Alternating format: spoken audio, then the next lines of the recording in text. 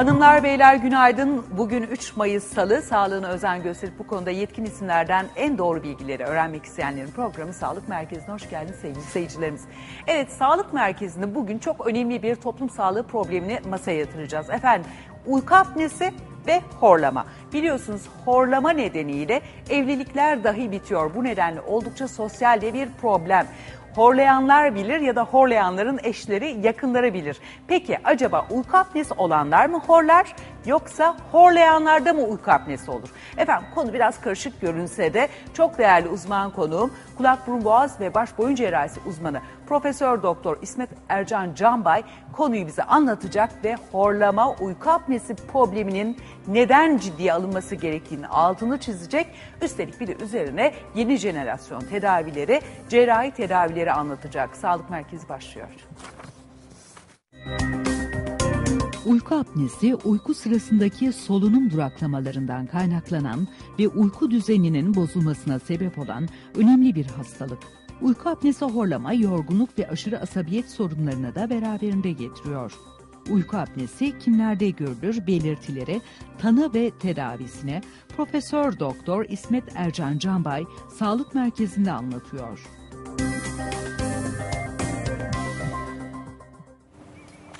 Evet sevgili seyircilerimiz, hanımlar beyler diyorum çünkü hem hanımlar horluyor ya da uyku apnesi oluyor, hem beyler için geçerli bir durum. Hatta dediğim gibi az önce boşanmalara dahi sebep olabiliyor ama her şeyden önemlisi uyku apnesi sorunu yaşayanlar efendim gündüz trafik kazaları yapabiliyorlar araç kullanırken.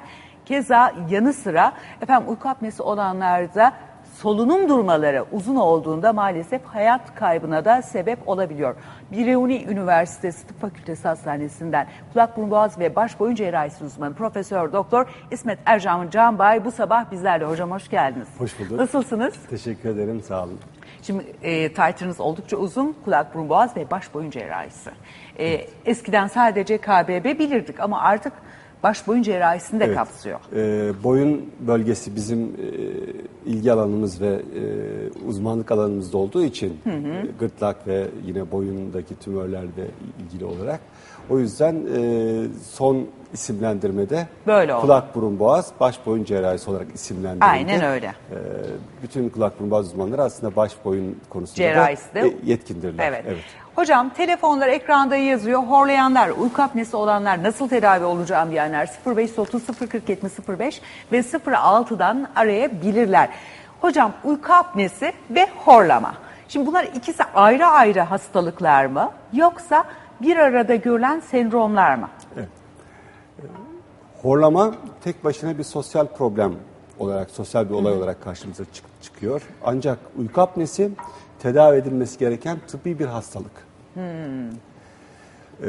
Horlamada tedavi daha çok kişinin ya da yanındaki birlikte kaldığı kişinin veya evdekilerin talebiyle tedavi gerektirirken, isteğe bağlı bir durum iken uyku apnesi tıbbi olarak tedavi edilmesi gereken bir durum. Zaruri bir durum. Evet, çünkü biraz sonra da belki bahsedeceğiz. Ölüme kadar gidebilen, çok daha ciddi, sadece sizin değil, sizin de biraz girişte bahsettiğiniz gibi otobüs şoförüyseniz başkalarının ölümüne kadar gidebilen bir durumla karşılaşabilirsiniz. O yüzden ciddiye alınması gereken bir konu. Peki hocam, uyku apnesi nasıl tariflendiriyorsunuz? Nedir bu uyku apnesi? Şimdi isterseniz ben size kısa bunları tanımlayayım. Lütfen. Horlama nedir, apne nedir? Lütfen. Horlama dediğimiz olay aslında hava yolunda yumuşak damak ve küçük dilin flap gibi, kanat gibi hareket etmesinden oluşan bir ses. Evet. Uyku apnesi ise solunumun kesilmesi.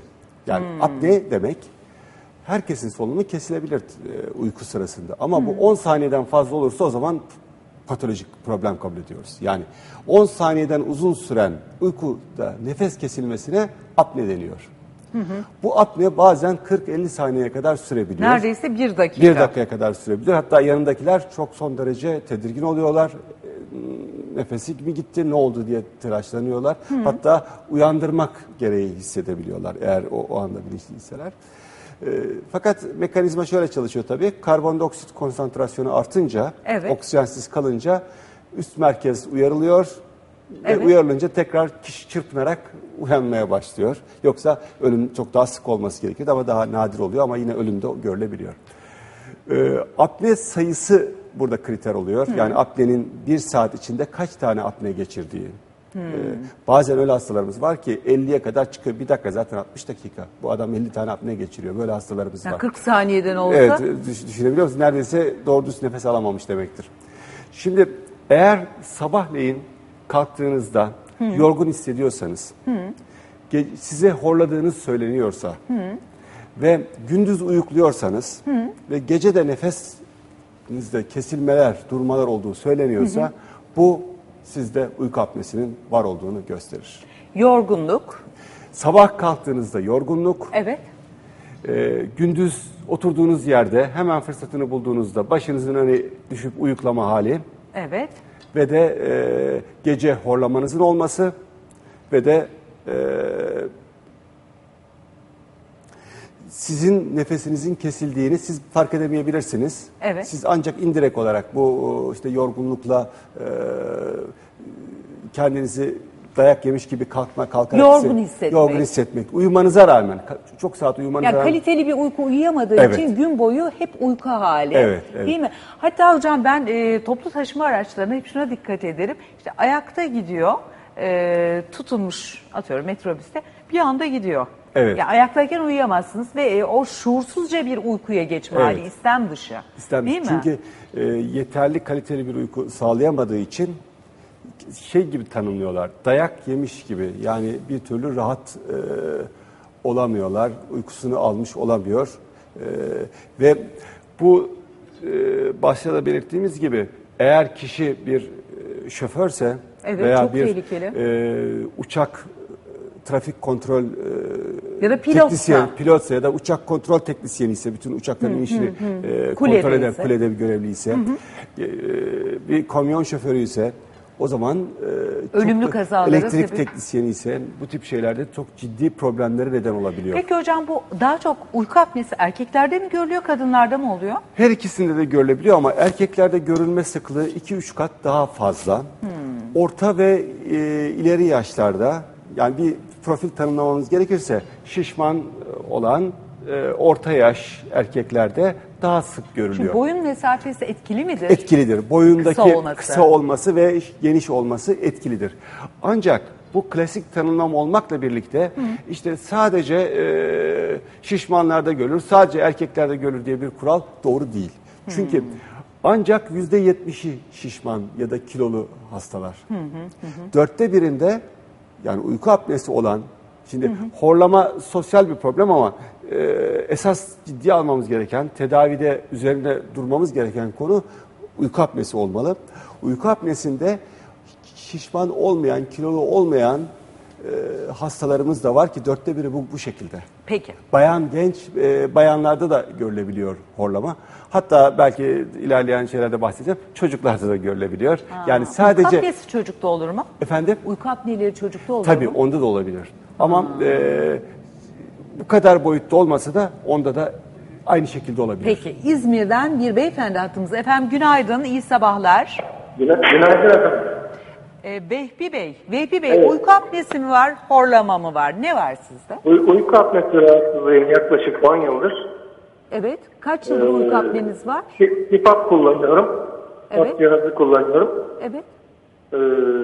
Benim sıkıntım şu. Evet. Benim kullandığım maske Evet. sadece burun maskesi.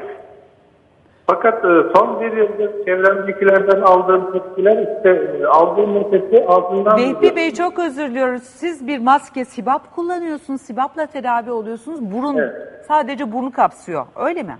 Evet doğrudur. Tamam. Tane tane konuşmanızı rica edeceğim. Çünkü yansıma oluyor herhalde. Tam alamıyorum ben sesinizi. Şikayetiniz nedir? Şimdi benim sıkıntım şu... burundan maskeyle aldığım nefesi kontrol dışı ağızdan veriyorum uykumda. Tamam. Bu da kuruluk mu yapıyor boğazınızda? Aynen öyle. Ciddi kuruluk yapıyor ve nefes durmalarım devam ediyor. Hocama sormak istediğim şu, ben maskeyi değiştirmeli miyim? Ağız burun maskesine mi dönmeliyim? Güzel bir soru. Peki hoşçakalın. Şimdi hocam cerrahi olarak anlatacak Evet. ama birçok insan bu Sibap ya da sibabı sibap kullanıyor. dediğimiz maskeler kullanıyorlar. Tabii. Şimdi tedavi kısmında bahsedeceğiz. Yöntemlerden bir tanesi bu maskeyle burundan yüksek basınçla hava vererek arkayı kapatan, hava yolunun arka kısmını kapatan küçük dil ve yumuşak damağı öne doğru kalmasını sağlamak. Tabii bunu yapabilmek için yüksek bir basınçla veriyorsunuz. Tamam. Bu basınçta bir kuruma yapabilir. Bu karşılaşılan bir durum.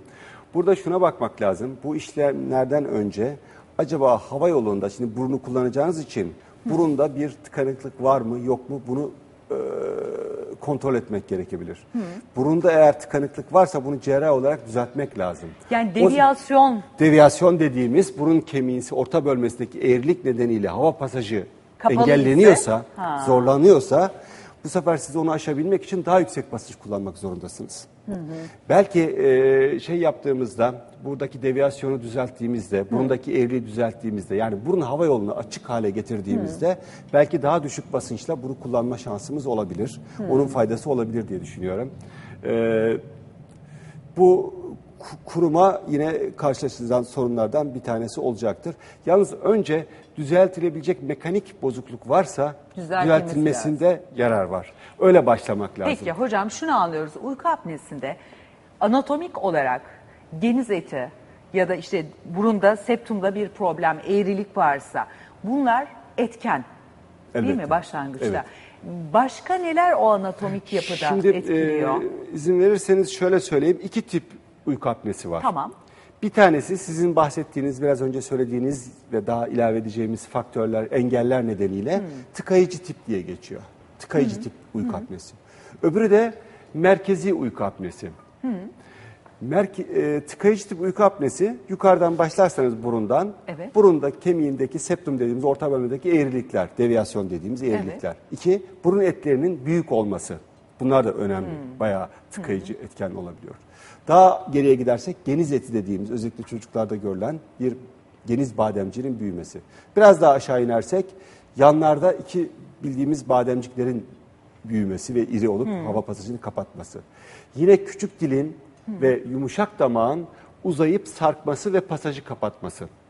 Daha da aşağı inersek dil kökünün iri olması ya da dil kökü normal olabilir ama çene ufak olduğu için yine pasajı kapatması. Yani bu hat üzerindeki herhangi bir tıkanıklık yapan olay tıkayıcı tip uyku apnesi sebebi olur.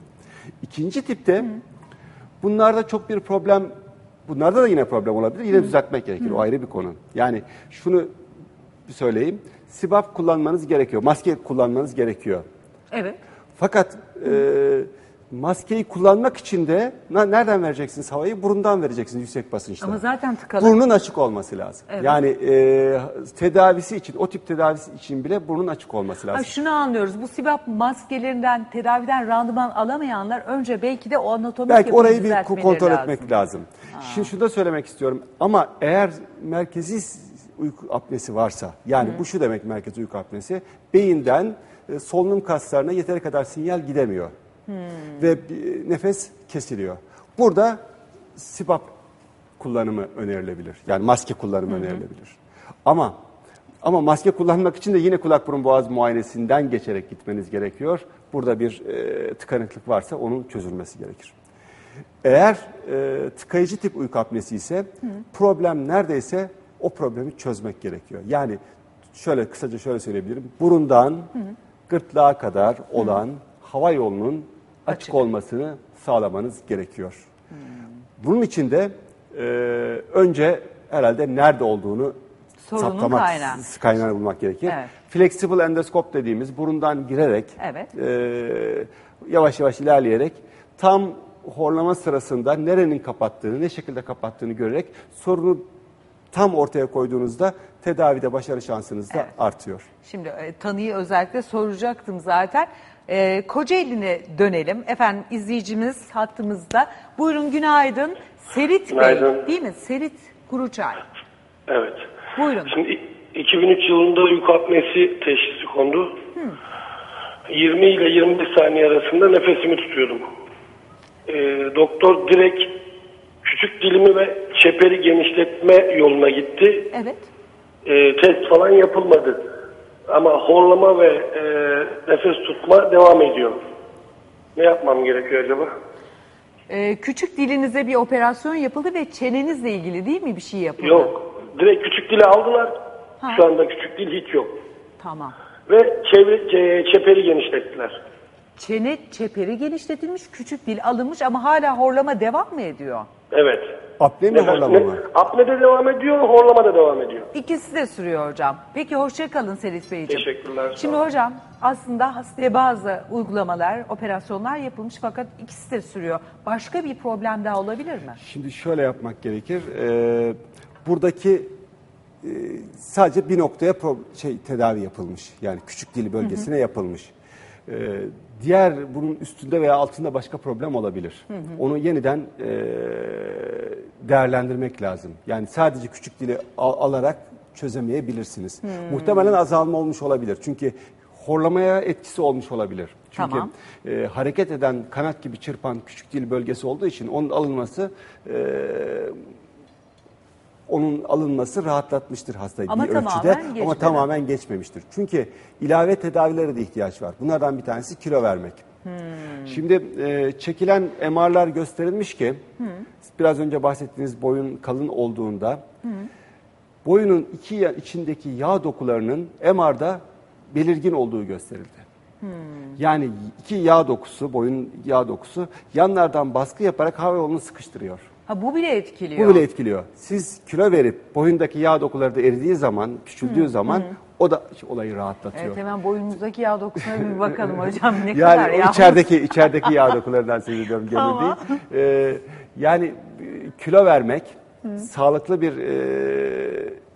uyku hijyeni sağlamak, egzersiz yapmak, sigara içmemek, işte sırt üstü yatmayıp yan yatmak filan bunlar da yani sadece bir tedaviyi yaptırarak sorunu Sorun bitmeyebilir. %100 çözeceğinizi düşünmemeniz lazım. Bir de siz deviyasyonu var, küçük dili aldığınız hala horlayabilir. Yani tekrar kontrol etmek lazım. Tekrar yeniden seviyenin nerede tıkandığını saptarsanız ona yönelik tedavi yapmak lazım. Bir de polisomnografi denen bir tetkik var. Uyku testi deniyor. Bir gece yatılıyor. Orada bir takım parametreler ölçülüyor. Tamam. Uykuda yani daha objektif ölçüm öyle olabilir. Önce bir polisomnografi, sonra bir polisomnografi.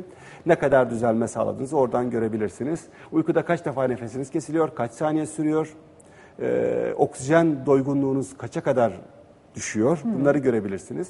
Bir de tabii kabaca şöyle ayırabilirsiniz. Merkezi apne dediğimiz yani beyin kaynaklı, uyku merkezi kaynaklı apnelerde durup dururken birdenbire nefesi gider. Yani sessizce gider.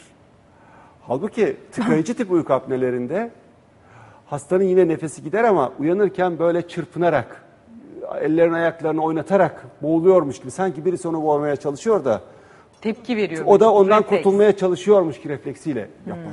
Yani buradan şeyi tahmin edebilirsiniz. Santral uyku apnesi mi yani merkezi uyku apnesi mi yoksa tıkayıcı tip uyku apnesi mi?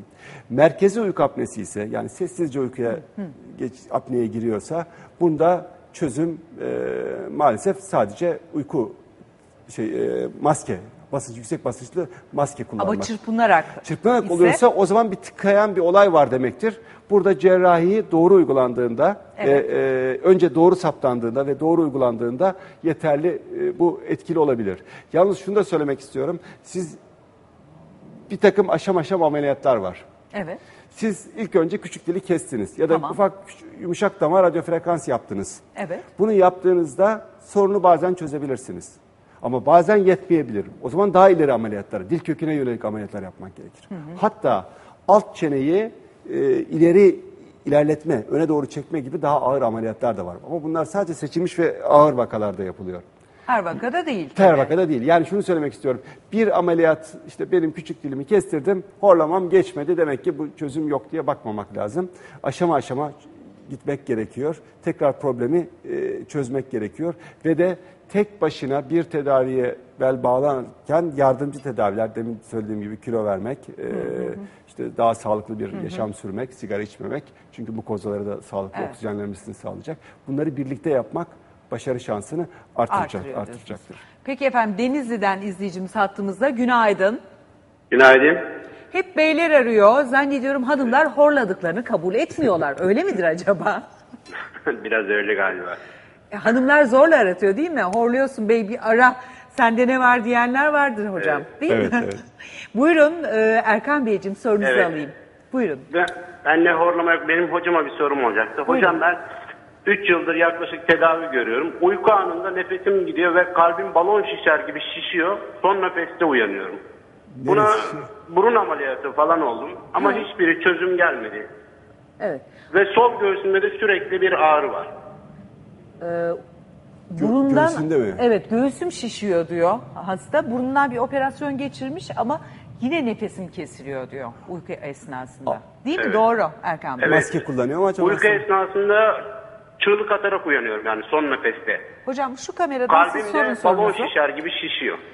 Evet, hocamın size bir sorusu var Erkan Beyciğim. Buyurun siz. Erkan Bey, maske kullanıyor musunuz? Sadece ameliyat mı oldunuz? Sadece burun ameliyatı oldum ama doktorlar maske önermedi hiçbiri. Evet. Uyku apnesi testi falan hepsini oldum. Yalnız bu benim rahatsızlığım bulamıyorlar açıkçası. Tedavi görüyorum ama neden olduğunu. Evet. Zor bir Uyku durum. anında bir uyanıyorum, kalbim sanki balon şişer gibi şişiyor, fırlayıp çıkacakmış gibi yani. Anladım. Hoşçakalın Erkan Beyciğim. Geçmiş Bu arada olsun. kandiliniz de kutlu olsun. Bugün Sağ malum olun. Miraç kandili. Tüm Kandiliniz işte de kutlu olsun. mahallenin kandili kutlu olsun. Amin. Amin. İyi Hoşçakalın günler. efendim. Sağ Hoşçakalın. olun, teşekkürler. Şimdi burada kalbinden bir rahatsızlık ya da göğsüne bir rahatsızlık hissetmesi daha farklı boyutlar olabilir. O bir kardiyoloji muayenesini öneririm öncelikle. Tamam. Sadece bir burun ameliyatı olması problemi tek başına çözmeye yetmeyebilir. Erkan Bey'in bahsettiği çırpınarak uyanması tıkayıcı tip olduğunu düşündürüyor bize. Yani pasajda bir tıkanıklık var. Burun ameliyatı ilk aşama için yapılması gereken, mutlak yapılması gereken bir ameliyat. Tamam. Zaten horlaması olmasa da yapılması gereken bir ameliyat. Burundan nefes almasını sağlamak lazım. Ancak herhalde yeterli değil. Diğer küçük dil bölgesine ve yumuşak damak bölgesinde bir kontrol edip oraya da işlem yapmak gerekebilir.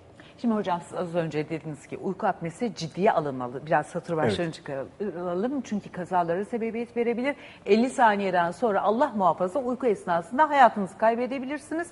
Ve belki birçok ölüm, hani gece uyurken öldü dediğimiz belki de bundan oluyor. Onu da bilmiyoruz. Evet.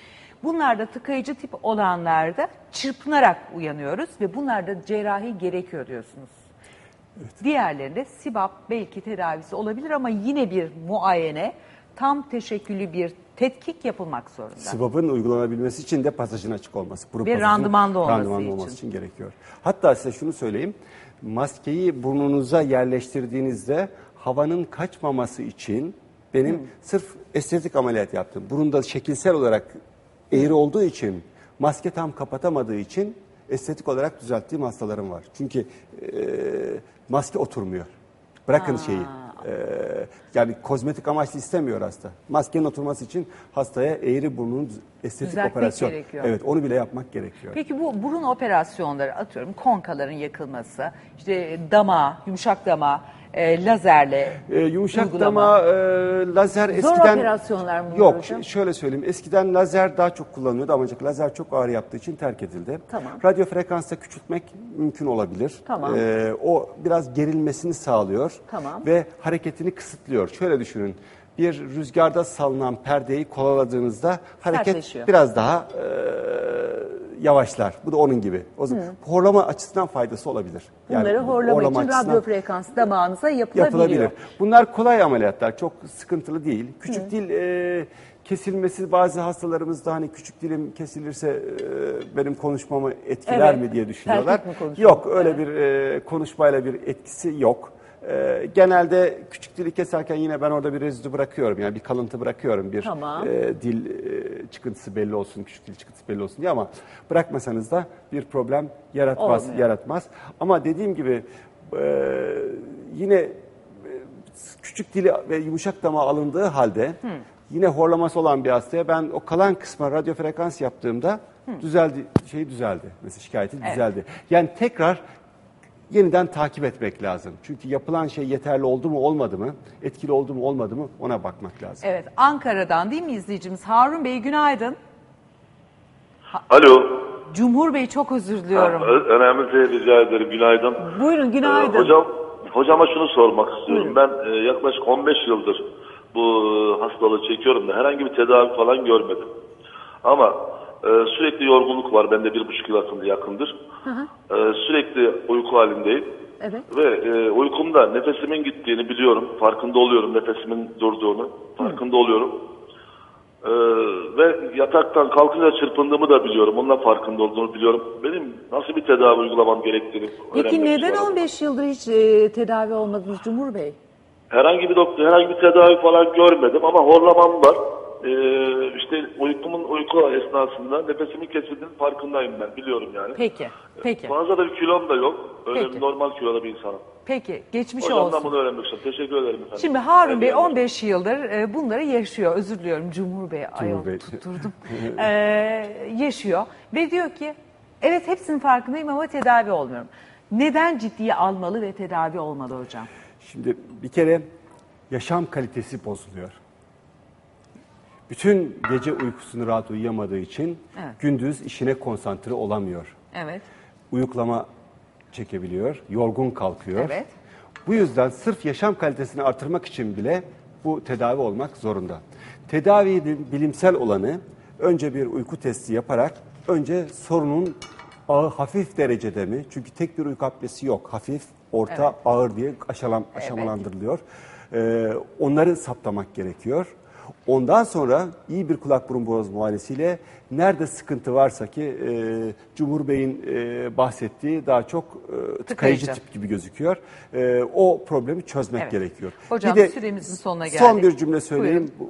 İleride çocuğunuzun uyku apneli erişkin olmasını istemiyorsanız, özellikle geniz eti varsa, çocuk küçükken horluyorsa, ağız açık uyuyorsa, yalnız bunu kabul etmek lazım. Enfeksiyon durumunda değil. Enfeksiyon geçtikten sonra onu yapmak gerekiyor. Ayrıca büyüme sorunları da Büyüme yaşıyor sorunlarını da çocuklar. çözecektir Boyları bu. küçücük kalıyor. Evet. Hocam çok teşekkür ediyorum. Peki, Sağ olun, ben teşekkür var ederim. olun. Değerli izleyiciler, Sağlık Merkezi'nin bugün de sonuna geldik. Yarın sabah 9.30'da yeniden birlikte oluncaya dek hayata sağlık ve sevgiyle gülümsemeyi lütfen ihmal etmeyin. Bu arada Miraç Kandilinizi de kutluyoruz efendim. Hoşçakalın.